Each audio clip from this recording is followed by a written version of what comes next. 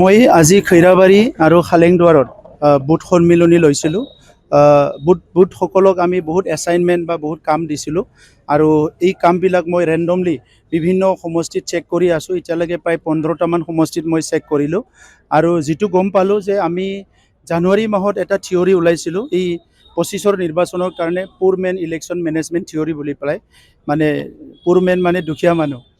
এই থিয়ৰিটো আমাৰ বহুত ভালকৈ কাম কৰিছে। তাত ফেজ 1, ফেজ 2, ফেজ 3 কিছুমান কাম আমি বুথ কমিটিক ভাগাই দিছিলোঁ আৰু ফেজ 3 কাম কৰাৰ পিছত আমি আজি হিচাপ কৰি চালোঁ যে 40টা সমষ্টিৰ ভিতৰত কোনো এটা সমষ্টি আমাৰ নাই য'ত আমাৰ 6000তকৈ বেছি কম ফেমিলি আছে।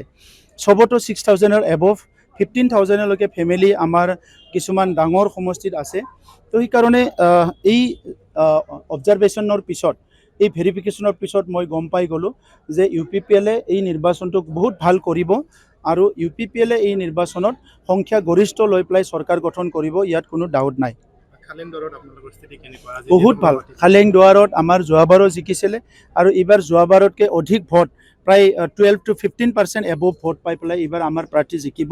এইটো টেকনিকেলি আমি যিটো চাইছোঁ ইয়াত আমি গম পাইছোঁ। স্যার, কিছুমান ক্যান্ডিডেট দিয়াৰ পিছত যিখিনি ৰিজাল্টটো আউট হৈছিলে স্যাৰ, আপোনাৰ ৰুলিং পাৰ্টি পিপল পাৰ্টিৰ পৰা যোনে নমিনেটেড এমপি পোৱা নাই এটা বেয়া পাই পেলাই নিৰ্দলীয় খেলিবলৈ ওলাই গ'ল স্যাৰ।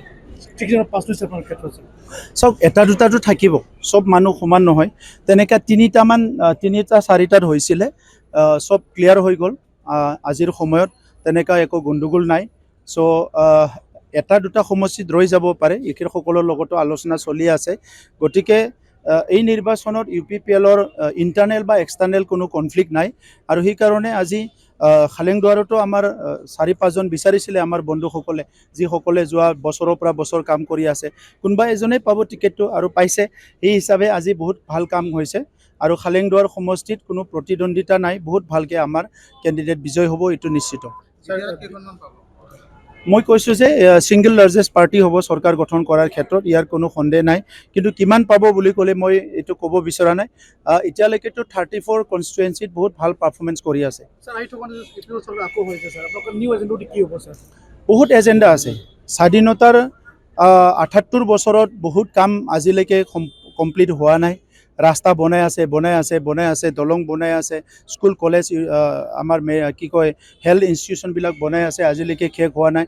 আৰু সামূহিকভাৱে মানুহৰ যিটো মানৱ সম্পদ গঢ়াৰ ক্ষেত্ৰত যিবিলাক ইনষ্টিটিউশ্যন লাগে সেইবিলাক বনাব লাগে। আৰু বড়োলেণ্ড বুলি কোৱাৰ লগে লগে আমাৰ শান্তিটো চিৰস্থায়ী হ'ব লাগিব, জাতি জনগোষ্ঠীৰ মাজৰ সমন্বয় সদায় থাকিব লাগিব আৰু ভাৰতৰ অইন প্ৰান্তৰ নিচিনা বড়োলেণ্ডটো আগুৱাই নিবৰ কাৰণে এটা ভাল পৰিৱেশ গঢ়িব লাগিব, যিটো 17 বছৰত BPFে পাৰা নাছিলে আৰু 5 বছৰত আমি এই পৰিৱেশটো গঢ়িছোঁ। গতিকে অনাগত দিনত ছাষ্টেইনেবল পিচ আৰু ইকনমিক ডেভেলপমেণ্টৰ কাৰণে নতুন ৰেভলিউশ্যন আমি আৰম্ভ কৰিব বিচাৰিছোঁ, য'ত নেকি ছাষ্টেইনেবিলিটিটো আগত ৰাখি পেলাই আমি কাম কৰি যাম। স্যাৰ, বিজেপিয়ে ওদালগুৰিৰ 10 সমষ্টিৰ ভিতৰত 7 সমষ্টিত তেওঁলোকে প্ৰাৰ্থীটো প্ৰক্ষেপ কৰিছে। ৰৌতা হৰিচিঙাকে ধৰি 3 সমষ্টিত তেখেতসকলে প্ৰাৰ্থীটো দিয়া নাই। দ্বিতীয় বাৰু বিজেপিৰ কিবা বুজাবুজি থাকিব পাৰে নেকি? মোৰ ইণ্টাৰনেল খবৰ একো নাই, সেইকাৰণে মই BJP আৰু BPFৰ কি আছে কি নাই সেইটো ক'ব নোৱাৰোঁ। কিন্তু UPPL হিচাপে আমি 10টা সমষ্টি জিকাৰ কাৰণে কাম কৰি আছোঁ।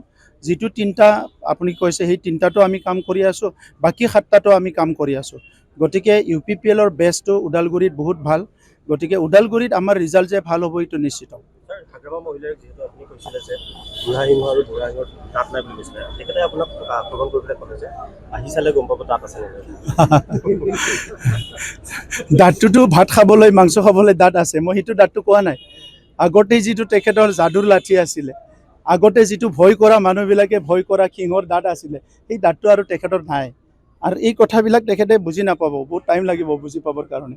গতিকে হাগ্ৰামা মহিলাৰী ডাঙৰীয়াৰ আগত যাদুৰ লাঠিও আছিলে, যোনফালে ঘূৰে ইনফালে ঠিক হয়। আৰু আগত মানে তেখেতৰ দাঁতটোও মানে বহুত চাৰ্প আছিলে, কিন্তু এতিয়া না দাঁত আছে না লাঠি আছে, তেখেতৰ কথাবিলাকৰ এতিয়া একো ভেলু নাই। এইকাৰণে কমিটি কৰি তেখেতে মিটিং কৰি আছে। মইতো কমিটি কৰি মিটিং কৰা নাই, মই ৰাইজক মিছন আৰু ভিজন কৈছোঁ। চাওক, আমাৰ ভয় কৰিব লগা পৰিৱেশ নাই। যি সময়ত বন্দুক বাৰুদ বোমা হৈ আছিলে সেই সময়ত ভয় কৰা নাই। আজি আৰু কি, আমিতো নিজেই ভাল পৰিৱেশ সৃষ্টি কৰিছোঁ। যি সময়ত হাগ্ৰামা মহিলাৰী হাতে 2020ৰ নিৰ্বাচনত আমাক মানে পাথাৰেদি মানে ৱেলকাম কৰিছিলে, আমাক লাঠি দা লৈ পেলাই আমাক ৱেলকাম কৰিছিলে। সেই সময়তে আমি ভয় কৰা নাই। আজিতো আৰু অকলে অকলে মটৰ চাইকেল চলাব পৰা পৰিৱেশ হ'ল। হাগ্ৰামা মহিলাৰ ডাঙৰীয়াও মটৰ চাইকেল চলাই কোকৰাঝাৰত। ৰঞ্জালী ডমৰীয়াই ক'লে যে ৰঞ্জালী ডমৰীয়া যিহেতু এতিয়াও জেলৰ ভিতৰতে আছে, মুকলি আকাশৰ তলত থকা নাই, তেখেতে ক'লে যে আপোনাৰ চৰকাৰৰে বিফলতা নে প্ৰমোদ বড়োৱে তেখেতক আনিবৰ কাৰণে চেষ্টা নকৰিলে, সেইটো ওপৰত এটা প্ৰশ্ন উত্থাপন কৰিছিল। নাই, প্ৰশ্ন উত্থাপন কৰিব পাৰে, আমাৰো উত্তৰ আছে। আমি প্ৰত্যেকটো সময়তে চেষ্টা কৰিছোঁ তেখেতক। আৰু ৰিচেণ্টলি প্ৰায় এমাহ হোৱাই নাই আমি গৃহমন্ত্ৰী ডাঙৰীয়াক লগ কৰি কৈছোঁ আৰু গৃহ সচিবক লগ কৰি কৈছোঁ। আৰু এতিয়া গৃহ সচিবে আমাক কথা দিছে, গৃহমন্ত্ৰীয়েও কথা দিছে যে তেখেতকো আনিব। যিহেতু চুক্তিৰ আগতে কনভিক হৈ গ'ল, চ' আপুনি কেতিয়াও জুডিচিয়াৰীটো বাইপাছ কৰিব নোৱাৰে। তো সেইকাৰণে যদি কনভিক্ট নহ'লেহেঁতেন বেলেগ কথা আছিলে। তথাপিতো 54জন যিটো NI কেছ আছে তেখেতসকলে বেল পালে। CBIৰ খিনিও আমি লাগি আছোঁ যে মুকলি আকাশত আহিব লাগে। আশা কৰিছোঁ নেক্সট যেতিয়া ডেট হ'ব বা কিবা হ'ব তেতিয়া তেখেতে মুকলি আকাশত আহিব পাৰিব, তেনেকৈ আশা ৰাখিছোঁ।